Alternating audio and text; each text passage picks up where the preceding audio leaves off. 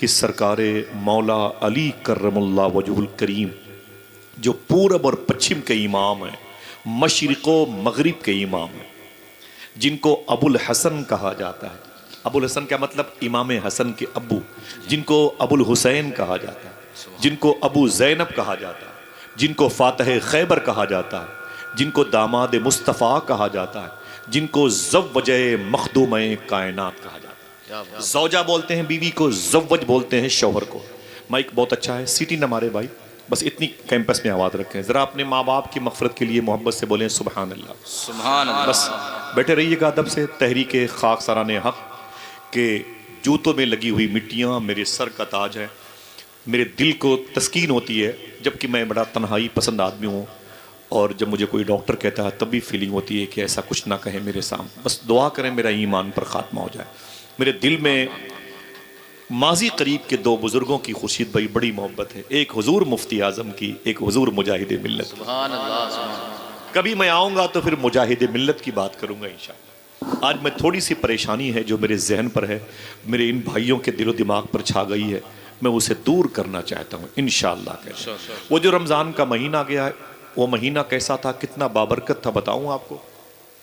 دعا کرو گے کہ اگلے رمضان تک اللہ ہم سب کو زندہ رکھے، آمین کہہ دیں انشاءاللہ۔ اللہ ان بزرگوں کو سلامت رکھے۔ صوفی صاحب قبلہ بیٹھے ہوئے ہیں، سرکار غیبی شاد وارسی کی چوکھٹ کے امین، اور یہ بچے بیٹھے ہوئے ہیں۔ سرکار مولا علی سے پوچھا گیا کیا اللہ اپنے حبیب کی امت پر عذاب نازل کرے گا؟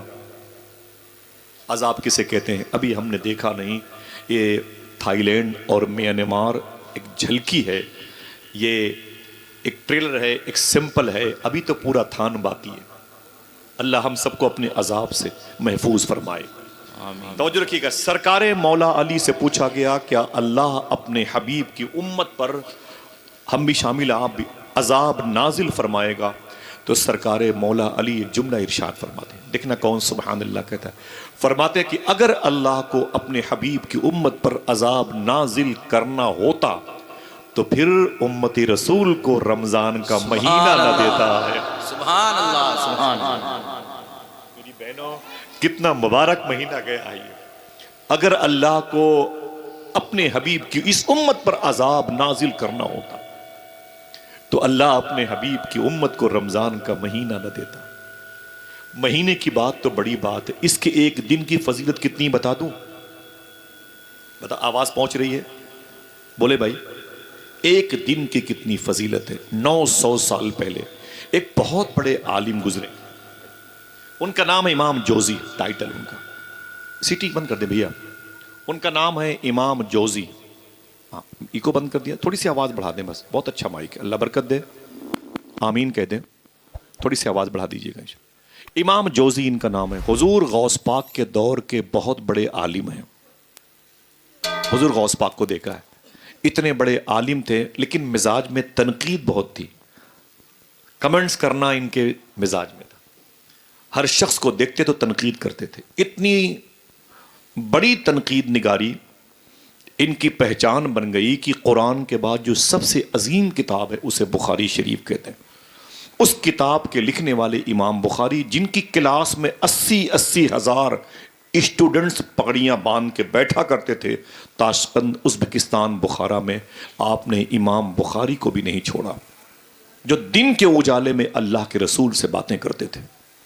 اتنے بڑے ناقد تھے، تنقید نگار تھے، لیکن جب غوث پاک کی بارگاہ میں آئے نا، معلوم ہے 80 لوگ ان کے جبے کی نوک پکڑ کے چلا کرتے تھے، ان کے امامے کے شملے کو پکڑ کے چلتے تھے، آگے سے صاف کرتے، مجمع کو ہٹاتے، ہٹو تمہیں پتہ نہیں کہ اس دنیا وقت زمین کا سب سے بڑا عالم آ رہا ہے، امام جوزی۔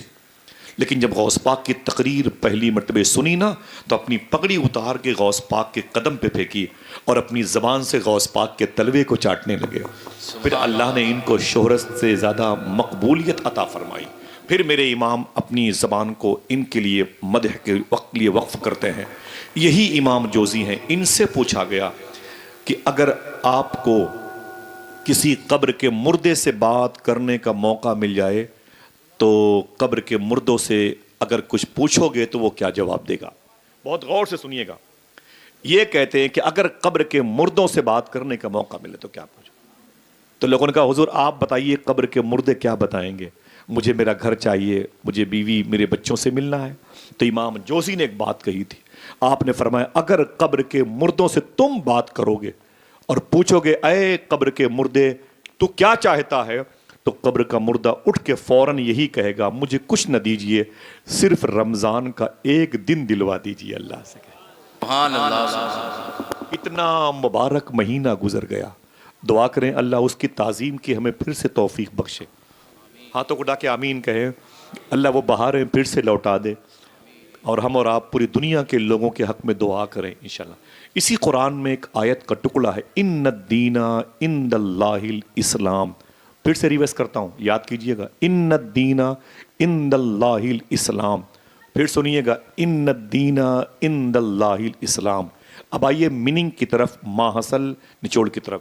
بیٹے بیٹھو آرام سے، اے بیٹی بیٹھو، بیٹے بیٹھو، بیٹھو بیٹھو بیٹھو، ماشاءاللہ۔ اللہ نے فرمایا بے شک میرے نزدیک، عند اللہ، اللہ کے نزدیک سب سے بہتر دین اگر کوئی ہے تو دین اسلام ہے۔ اتنی آسانی سے آپ نے جو سبحان اللہ کہا نا، اس لیے کہ بڑی آسانی سے آپ کو دین مل گیا۔ آپ کا گھر تھوڑی لٹا ہے کربلا کے میدان میں، آپ کے باپ دادا تھوڑی چنگیز خان کے حملے میں شہید ہوئے تھے۔ ہم تو بیٹھ کے لڈو رسول اللہ کھانے والے لوگ ہیں، ہمیں کیا پتا کہ دین کو گھر گھر پہنچانے کے لیے مشقتیں اٹھانی پڑتی ہیں۔ سمجھ رہے ہیں؟ سب سے بہتر دین، ان الدین عند اللہ اسلام، سب سے بہتر دین، اونچی بولے بھائی۔ لیکن سب سے زیادہ اس وقت دنیا میں اگر کوئی پریشان ہے تو بولو بھائی، مسلمان۔ سب سے بہتر دین اسلام، سب سے زیادہ ٹارچر بھی اگر کوئی کیا جا رہا ہے تو مسلمان۔ 18 لاکھ ملک شام میں مار دیے گئے، صنعاء یمن کی راجدھانی میں دیکھیں کس قدر بوال مچا ہوا ہے، دمشق لٹ گیا، برباد ہو گیا، عراق میں 16 لاکھ لوگ مارے گئے 30 سالوں میں۔ ہندوستان کے حالات بھی دیگر گو ہیں، جہاں بھی جائیں وہاں آپ کی پر رسوائیوں کی پگڑیاں بندھی ہوئی ہیں۔ اللہ اکبر، اور اس کا نام اسلام ہے۔ اللہ کہتا ہے سب سے بہتر دین، بولو، اسلام۔ لندن میں مستشرقین یورپ کی میٹنگ چل رہی تھی، ایک کیمپس میں میٹنگ تھی، اس میں مسلمان کوئی نہیں تھا، مسلمان کوئی نہیں تھا۔ اس میٹنگ کا ٹاپک تھا دنیا میں سکون کیسے قائم ہو، دنیا میں سکون کیسے قائم ہو۔ تو بڑے بڑے دانشور، مفکر، بڑے بڑے ڈاکٹر سے آئے تھے، عیسائی، یہودی، بودھسٹ، جینسٹ، کمیونسٹ، کسی کو بھی خدا نہ کہنے والے، لادینیت کے شکار لوگ، سیکولرزم کے لوگ، بالکل برابر برابر سب کو دیکھنے والے سب آئے تھے۔ جو صدر تھا اس محفل کا، مین آدمی، اس کا نام تھا جارج برنارڈ شاہ۔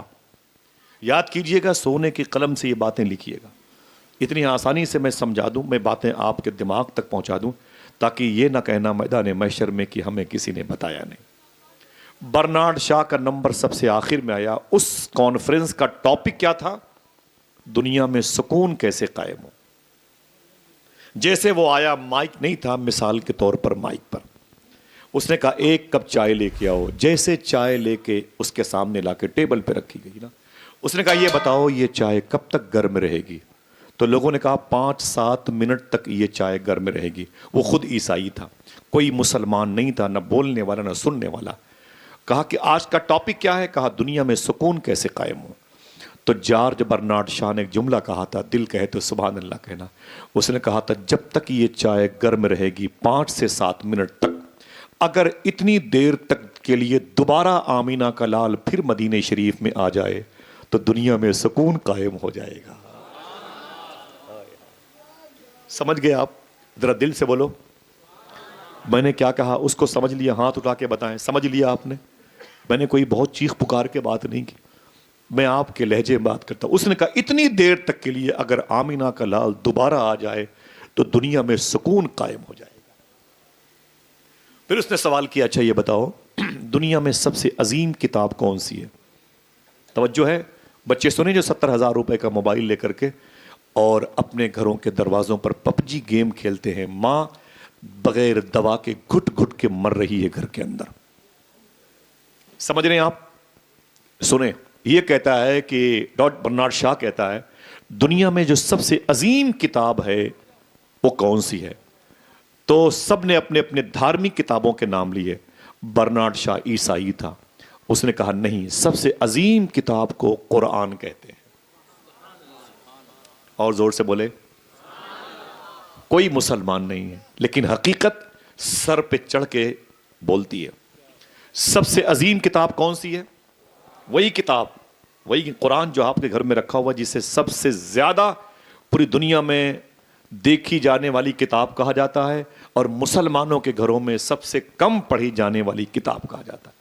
پتہ ہے آپ کو, تعلیم کی طرف تو بچے بہت دھیان دیتے ہیں. چاند پر آج سے 64-65 سال پہلے جو سب سے پہلے چاند پر گیا تھا اس کا نام کیا تھا معلوم ہے؟ نیل آرم اسٹرانگ. یاد ہے آپ کو؟ میں بچوں سے پوچھتا ہوں, سب سے پہلے چاند پر جانے والا نیل آرمی اسٹرانگ جو چاند پر گیا تھا, اس سے پوچھا گیا چاند پر واپس آنے کے بعد جب کیلیفورنیا امریکہ میں آیا کہ چاند پر تم کیسے چلے گئے؟ 17 مرتبہ کوشش کی گئی سائنسدانوں نے لیکن چاند پر لوگ نہیں گئے, تم کیسے چلے گئے؟ آپ کو معلوم ہے اس نے کیا کہا؟ قرآن پڑھ کے گیا ہوں. سوچو میں کیا کہہ رہا ہوں, قرآن پڑھ کے گیا ہوں. بولے قرآن میں کیا طریقہ لکھا ہوا؟ تب اس نے کہا بسم اللہ الرحمن الرحیم, سبحان الذی اسری بعبدہ لیلا من المسجد الحرام الی المسجد الاقصی. اس نے کہا جب میں نے اس آیت پر غور کیا, میری پوری ٹیم نے غور کیا, تو یہ ہوا کہ اڑان بھرو امریکہ سے اور پھر مسجد اقصی کے اوپر جا کے راڈار کو اوپر کراس کرو گے نا تو پھر چاند پر پہنچے گی. واقعی مجھے اس راستے سے چاند بہت قریب معلوم ہوا اور میں بہت جلدی پہنچ گیا. یہی نیل آرمی اسٹرانگ ہے. کیلیفورنیا نام کی ایک ریاست ہے جسے صوبہ کہتے ہیں امریکہ میں. مغرب کی نماز کے وقت ایک کار پہ جا رہا تھا تو مغرب کی اذان کی آواز کانوں میں آئی, اللہ اکبر اللہ اکبر کی. اس نے اپنے ڈرائیور سے کہا گاڑی روکو. جب گاڑی روکی گئی تو ڈرائیور سے اس نے کہا یہ آواز کیسی آ رہی ہے اللہ اکبر کی؟ تو ڈرائیور نے کہا اسلام کو فالو کرنے والے لوگ نماز پڑھنے سے پہلے اذان دیتے ہیں تاکہ نمازیوں کو پتہ چل جائے اور وہ مسجد میں آ جائیں. اگر دل کہے تو بولنا. معلوم ہے کیا کہا اس نے؟ نیل آرمی اسٹرانگ نے, اس نے داہنا ہاتھ اپنی پیشانی پر مارا, کہا اے میرے نوکر سن, جس رب نے مجھے پیدا کیا اس کی عظمت کی قسم, میں نے یہی آواز چاند پر سنی ہے. ہائے ہائے, تم کتنے بڑے پاکیزہ مذہب کے فالوور ہو. اپنا اسٹیٹس سمجھو. 1-2 لاکھ روپے کے موبائل کے سائے میں بیٹھ کر کے اور گیم کھیلنے کو تم نے اپنی زندگی اور اپنی آخرت سمجھ رکھا. آئیے وقت کتنا برباد. دنیا چاند پر جا رہی ہے, اللہ کے نام کے جلوے پھر دنیا والوں کو تقسیم کر رہی ہے. ایک ہم ہیں بس تسبیح لے کے بیٹھے ہیں, ہم رسول اللہ کے جنت رسول اللہ. اور مطلب نہیں کہ ہمیں غیبت نہیں کرنا چاہیے, اس سے مطلب نہیں کہ ہمیں حرام نہیں کھانا چاہیے, اس سے مطلب نہیں کہ ہمارے غریب پڑوسی بھوکے ہیں کہ نہیں, اس سے مطلب نہیں. بس بہت آسانی سے جنت مل جائے گی. نا نا نا نا نا. معلوم ہے اس نے کیا کہا برنارڈ شاہ نے؟ دنیا کی سب سے عظیم کتاب, پھر سے بولو. باتیں ریکارڈ ہو رہی ہیں, بڑے بڑے چینل والے بیٹھے, مجھے تو سب کے نام نہیں معلوم لیکن مدنی نعت انفو ہے اور میرے بھائیوں کے بھی ہیں. دنیا سنتی ہے. پہلے کے دور میں لوگ بڑی بھیڑ ہوتی تھی تو لگتا تھا اب بولنے میں, اب نظامت کرنے میں سرفراز بھی, اب نعت پڑھنے میں بڑا مزہ آئے گا. اب تو سوچتے ہیں کہ بھائی 2-4 لوگ بیٹھیں, ریکارڈنگ ہو جائے, 10-20 ہزار لوگ تو سن ہی لیں گے ہندوستان کے بعد, میسج پہنچ جائے گا. آپ اپنا وقار سمجھیں, اپنا اسٹیٹس سمجھیں. اس نے کیا کہا؟ دنیا کی سب سے عظیم کتاب, ہاتھ اٹھا کے بولو بھائی, قرآن ہے. قرآن قرآن قرآن. پھر اس نے کہا کہ دنیا کا سب سے عظیم آدمی کون سا ہے, سب سے بہتر آدمی کون سا ہے معلوم ہے؟ تو کسی نے کہا کہ عیسیٰ علیہ السلام, کسی نے کہا موسیٰ علیہ السلام, کسی نے کہا بودھزم سے تعلق تھا ان کا, کسی نے ان کا نام لیا. تب جارج برنارڈ شاہ نے کہا تھا نا نا نا نا نا, دنیا کی اس دھرتی پر, زمین پر, جزیرے پر اگر کوئی سب سے اچھا آدمی آیا ہے تو وہ آمینہ کا لال ہے, اللہ کے رسول ہے. تب اس نے کہا اچھا یہ بتاؤ کہ سب سے اچھا دھرم کون سا ہے؟ تب لوگوں نے اپنے دھرم کی بات کی. کوئی عیسائی نے کہا عیسائی, یہودی نے کہا یہودی, سیکولر بولا کہ بھائی سیکولرزم سب سے اچھا مذہب ہے, بودھسٹ بولے میں, ہندوازم بولا میں.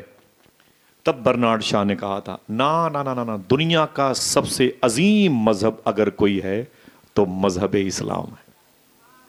اس کے بعد جو تماچا مارا ہے نا, کبھی آپ جہاں پر بیٹھے ہیں نیچے کرسیوں پر زمینوں پر یہاں کوئی اور بیٹھتا تھا. حضور غوث پاک فرماتے جہاں تم آج ہو یہاں کل کوئی اور تھا. سمجھ رہے ہیں؟ اور جہاں تم آج ہو یہاں کل کوئی اور رہے گا. بولے حضور ہم کہاں رہیں گے؟ بولے تم 2/6 کی قبر میں رہو گے اور 3 مہینے کے بعد کے مردے اسے بھی چھین لیں گے. کچھ نہیں تمہارے پاس. بیٹھ کے مجالسوں میں تفریح کا سامان سمجھنا چے مانے دارد، یہ نقصان دہ. دعا کرو ہمیں اسلام سمجھ میں آ جائے. آمین کہہ دو انشاءاللہ. اس نے کیا کہا؟ سب سے عظیم کتاب قرآن اور سب سے عظیم انسان اللہ کے رسول، سب سے عظیم دھرم مذہب اسلام. لیکن پھر اس نے تماچے مارے جو ہمارے اور آپ کے چہرے پر موجود ہیں اس کے نشان. اس نے کہا سب سے اچھا دین اسلام کا، لیکن سب سے گھٹیا قوم مسلمانوں کی، سب سے ذلیل قوم مسلمانوں کی، سب سے زیادہ رذیل قوم مسلمانوں کی. پوچھا گیا کیوں؟ تو اس نے کہا اتنی عظیم کتاب قرآن، اتنی عظیم ذات اللہ کے رسول کی، اتنا عظیم دین دین اسلام پا کر کے بھی اس کی اہمیت کو آج تک اس قوم نے نہیں سمجھا ہے. اس سے بدتر قوم کون ہوگی؟ سمجھ گئے؟ آئیے بتائیں. پھر پوچھا گیا اسلام کیا ہے؟ صاحبوں کب تک ہنستے رہو گے؟ اب تمہارے ہنسنے پر پابندی لگنے والی ہے. تمہارے لیے بسیں الگ چلائی جائیں گی، ٹرینیں الگ چلائی جائیں گی، ہوٹلوں میں کھانے نہیں ملیں گے. آپ کو نماز پڑھنے کے لیے پرمیشن لینا پڑے گا. آپ کو اپنی بہنوں کو حجاب میں لانے کے لیے پرمیشن لینا پڑے گا. آپ کی اپنی سگی بہنیں بے پردہ ہو جائیں گے. آپ کے چہرے پر حضور کی سنت نہیں آ سکتی. اپنے بچوں کو قرآن سکھانے کے لیے حکومت سے پرمیشن لینا پڑے گا. ابھی تو آوازیں کم کرائی گئی ہیں، بعد میں مسجدوں کے مینارے اتار لیے جائیں گے اگر ہم نے صحیح اسلام نہ سمجھا تو. صحیح اسلام کیا ہے؟ آئیے، اگر یہ صحیح اسلام نہیں ہے، میری گفتگو آخر میں سننے کے بعد کہو گے تو پھر اس کا نام اسلام نہیں ہوتا، کچھ اور ہوتا. جس کا نام ہی شانتی اور امن ہو، آج اس کے ماننے والے پریشان کیوں ہوں؟ اللہ کہتا ہے کہ میرے سب سے بہتر دین میرے نزدیک. بولو بھائی، مسلمانوں کی عادت کیا ہے؟ کتنے شہر جلے صرف اس بنیاد پر کہ مسلمانوں نے کھانا کھا کر ہڈیاں دوسروں کے گھروں پر پھینک دی تھی. کتنے گھر صرف اس لیے جلے کہ وہ شیر مال کو اپنی انگلیوں میں ڈال کے اسے انگلیوں پہ نچاتے رہے اور سیلفی لیتے رہے. کتنے لوگ ایسے ہیں جو جوتوں کے نیچے 3 روٹیوں کو رکھ کر کے اور پھر ذلت کی تصویر بنا کے لڑکی کے باپ کے نام سے وائرل کرتے رہے. یہ وہ غریب انسان ہے جس کے ہاں صرف روٹی بچی تھی، کچھ نہیں تھا. اس کو ذلیل کیا گیا. صاحبو آئیے دیکھیں حضور نے جو اسلام لایا اور ہمیں دیا وہ کیسا مذہب تھا. بولنا نہیں، ہنسنا نہیں، کھیلنا نہیں، کودنا نہیں. میری ذمہ داری ہے کہ میں آپ کے قدموں کے نیچے بیٹھ کے تھوڑی سی بات کروں. اللہ کے رسول صلی اللہ علیہ وسلم کی بیوی ہیں، ان کا نام ہے امی عائشہ. سبحان اللہ. امی عائشہ عبد الرحمن بن ابی بکر کی بہن ہے، جناب ابوبکر صدیق کی یہ بیٹی ہیں، ابو قحافہ کی یہ پوتی ہیں، حضور کی بیوی ہیں. ان کو یہ علماء ام المومنین، مومنوں کی ماں کہتے ہیں. ہمارے یہاں کیا ہوا؟ ابھی رمضان میں پکوڑی نہ آئی تو بچی کو تماچے مار دیے گئے، شربت نہ بنا تو بیوی کو لات مار دیا گیا، گرم کھانے نہ آئے نا، پراٹھے نہ بنے تو ہم نے پلیٹیں توڑ دی. رمضان کے مہینوں میں ہمیں اتنی بھوک لگی تھی. آئیے امی عائشہ سے تھوڑی سی باتیں کرتے ہیں. امی عائشہ سے پوچھا گیا اسلام کے بارے میں، حضور کے بارے میں، بانی اسلام کے بارے میں. اللہ کے رسول رمضان شریف کے دنوں میں افطاری کہاں فرماتے تھے؟ سننا غور سے اور جانا نہیں. بچے بیٹھے سکون سے، سب کی ذمہ داری ہے. اللہ کے رسول رمضان شریف کے دنوں میں افطاری کہاں فرماتے تھے؟ امی عائشہ رونے لگی. آپ نے فرمایا پوری زندگی حضور نے کبھی میرے ساتھ افطاری نہیں فرمائی. کبھی بیوی کہتی ہے کبھی حضور میرے ساتھ بیٹھ کے افطاری نہیں فرماتے تھے. بولے پھر حضور کہاں جاتے تھے؟ صاحبو ہاتھ جوڑتا ہوں، سن لینا اور ان باتوں کو یاد کرنا بڑی ذمہ داری ہے. درد ہوتا ہے، نیندیں نہیں آتی ہیں، اور پورے مسلم معاشرے کے حالات کو دیکھ کر کے اس قدر گھٹن ہوتی ہے کہ کئی دن خدا کی قسم نیند نہیں آتی، واللہ العظیم نہیں آتی. میں اپنی اس پریشانی کو کس سے بتاؤں؟ ایشیا کا سر کا سب سے بڑا ڈاکٹر مظہر ہے. مجھے ان کے پاس 8-9 مہینے تک کانٹینیو جانا پڑا. عجیب سے الجھن رہتی ہے. میں اپنے بچوں کو بے قرار آوارگی کے ساتھ دیکھتا ہوں تو مجھے بڑی تکلیف ہوتی ہے. سوچتا ہوں کیسے اپنے اس بھائی کے پیر پکڑ کے اسے حضور کا دین بتاؤں. ایک لڑکی کی شادی ہوئی اور شادی کے 2 مہینے کے بعد 3 مہینے کے بعد وہ ٹھیکہ دیشی شراب میں شراب کی بوتل خرید رہی تھی نقاب پہن کر کے. چیخ نکل گئی لوگوں کی، یہ کیا ہوا؟ تو مسلمان ہے، تو حضور پر درود پڑھنے والی لڑکی، تو بیئر بار سے شراب کی بوتل خریدتی ہے؟ اس لڑکی نے کیا کہا سنیں. اس لڑکی نے کہا تھا میرا باپ شرابی تھا، مجھے علم بعد میں ہوا. بلیک رنگ کی پولیتھین میں وہ کین میں شراب لاتا تھا اور فریج میں رکھ دیتا تھا. میں پانی پینے کے لیے فریج کھولتی تھی تو شراب کی مہک آتی تھی. میں نے کہا یہ کیسی مہک ہے؟ میں نے ایک دن اسے نکالا اور گلاس میں ڈال کے اسے چیک کیا تو ہلکا سا نشہ لگا. پھر دوسری رات پھر میں نے چیک کیا، اچھا لگا. تیسری رات سے مجھ پر وہ عادت کا غلبہ ہوا اور میں اپنے باپ جیسے عادی ہو گئی. روزانہ تھوڑی سی شراب اپنے باپ کی بوتل سے چپ چاپ پی لیتی تھی. پھر وہ لڑکی کہتی ہے میری شادی ہو گئی، سسرال میں کہاں سے پاتی، برداشت نہ ہوا تو نقاب اوڑھ کر کے میں اس بیئر بار کے سامنے آ گئی. آواز آئی اس گھر کو آگ لگ گئی گھر کے چراغ سے. حضور پر درود پڑھنے والی لڑکیاں شراب خانوں سے آج نقاب اوڑھ کر کے شراب پیتی. آپ صحیح بتاؤ کہ کیا آپ کو نیند آ جائے گی سکون سے؟ بچے ہنسی نہیں، اس میں ان کی اپنی ذاتی بہنیں بھی ہو سکتی ہیں. اور سب سے بڑا رشتہ ہمارا اور ان بہنوں کا اور آپ کا یہ ہے کہ ہم اپنے باپ کے بیٹے بعد میں ہیں اور حضور کی امت میں پہلے ہیں. ایک بڑا مبارک رشتہ ہے. آپ سے گزارش کرتا ہوں، معلوم ہے حالات اتنے بد سے بدتر بن گئے.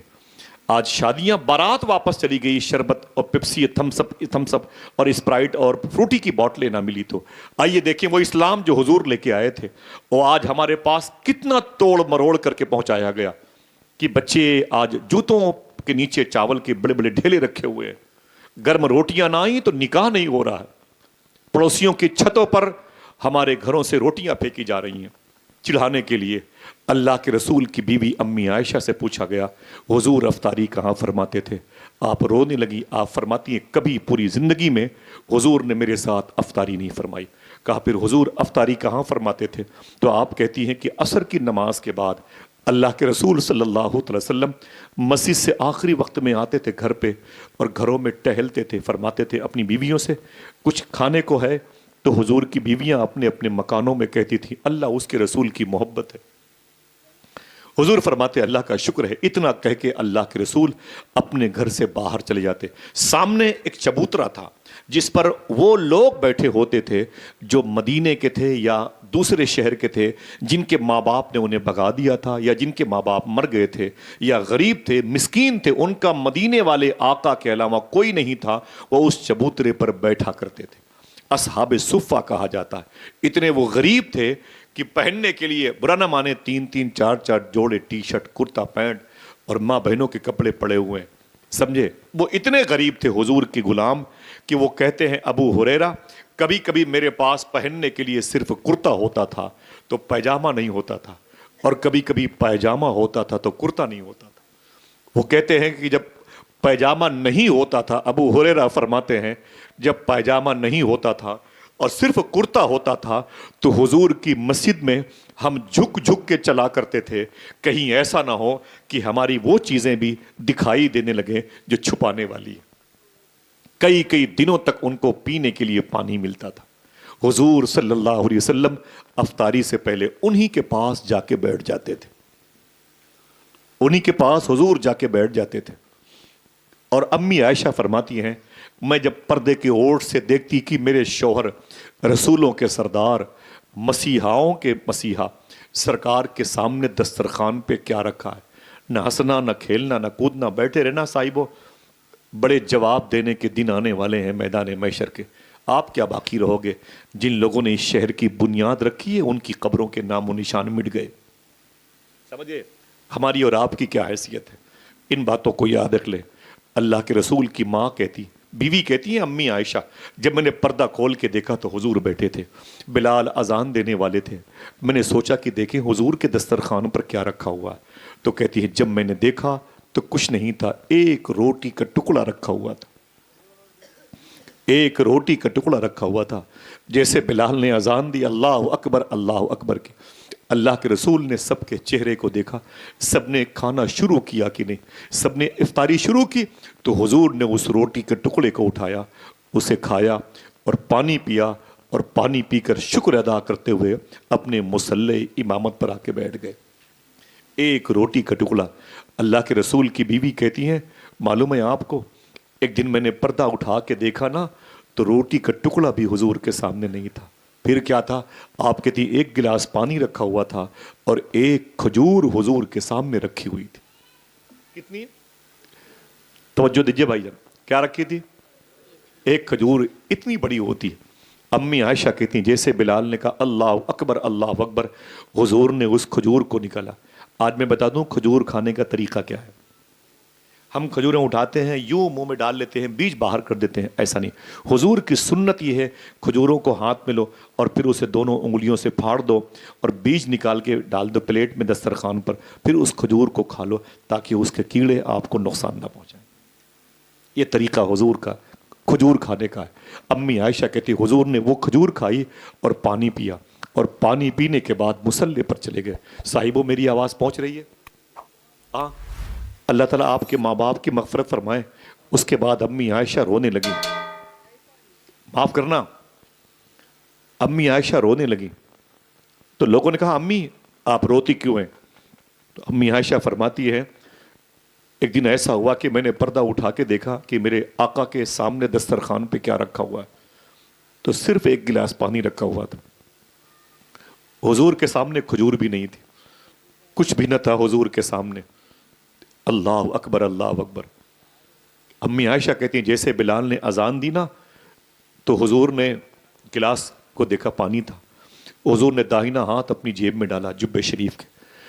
جب جیب میں ہاتھ ڈالنے کے بعد حضور نے کوئی چیز نکالی نا تو وہ چیز کھجور نہیں تھی, کھجور کی گٹلی تھی, بیج. وہ کھجور تو حضور نے سحری میں کھا لیا تھا, اس کے بیج کو حضور نے جیب میں رکھ لیا تھا. امی عائشہ فرماتی ہیں اللہ کے رسول صلی اللہ علیہ وسلم اس بیج کو اپنے منہ میں رکھ کے چوستے رہے اور پھر پانی پی کر کے مصلی پر چلے گئے. اللہ اکبر اللہ اکبر. آج ہمارے ہاں اگر دسترخوان پہ 25 آئٹم سے کم چیزیں ہوں تو ہماری شکایتیں کم نہیں ہوتی. ہاں, پڑوسی دال اور چاول سے افطاری کرتا ہے, ہمیں اسی میں مزہ آتا ہے, سالہ یہ بھوکا مر جائے تو بہتر ہے. اللہ کے رسول کی بیوی امی عائشہ فرماتی ہیں معلوم ہے آپ کو, آپ فرماتی ہیں کہ ایک دن حضور افطاری کا وقت تھا, میرے گھر سے نکلے تو اچانک حضور کے قریب ایک غلام آئے. کہا سرکار یہ اوالی محلے میں ایک مسافر آیا ہوا ہے. اوالی کدھر ہے؟ بقی شریف کے پیچھے سڑک ہے اور سڑک کے پیچھے والے پلاٹ کو مدینہ شریف میں اوالی کہتے ہیں. وہ بولے سرکار اوالی محلے میں ایک مسافر ٹہلتا ہے. حضور نے صدیق و عمر سے نہیں کہا, حضور نے فاروق اعظم عثمان و علی سے, زبیر بن عوام سے, عبد الرحمن بن ابوبکر سے, عبد الرحمن بن عوف سے, عبداللہ ابن عمر سے, جناب عبداللہ ابن جابر انصاری سے حضور نے نہیں کہا جاؤ اسے پکڑ کے لے آؤ. افطاری کا وقت تھا, حضور خود دوڑے ہوئے چلے گئے, خود دوڑے ہوئے چلے گئے. اس مسافر سے پوچھا کہاں جا رہے ہو؟ بولے کہیں نہیں. بولے تمہارا کوئی ہے اس شہر میں؟ بولے کوئی نہیں. تو حضور نے اس کا ہاتھ پکڑا اور اسے اپنے ساتھ لے کے آئے. امی عائشہ فرماتی جیسے حضور اس کو اپنے ساتھ لے کے آئے, اب اذان مغرب کا وقت قریب ہوا چاہتا تھا, تو آقا کریم نے اسے اپنے قریب بٹھایا جیسے بلال نے اذان دی. امی عائشہ فرماتی میں نے سوچا دیکھوں کہ حضور کے دسترخوان پر کیا چیزیں رکھی ہوئی ہیں, مہمان تو بیٹھ. امی فرماتی مجھے محسوس ہوا کہ ایک پیالے میں دودھ رکھا ہوا ہے اور ایک گلاس میں پانی ہے. جیسے بلال نے اذان دی حضور نے دودھ والا پیالہ اٹھا کر کے اس مسافر کو دے دیا اور سادہ پانی پی کر کے آپ نے افطاری فرما لی. اور پھر شکر کرتے ہوئے آپ مصلی پر آ گئے. نماز مغرب کے بعد حضور کے عشاق ایسے ہی بیٹھے جیسے پتنگے شمع کے قریب بیٹھتے. جب حضور کے قریب حضور کے غلام بیٹھے تو وہ مسافر بیٹھا. کسی نے پوچھا بھائی آپ کون ہیں؟ بولے میں مسافر ہوں. کہاں جا رہے ہو؟ بولے بس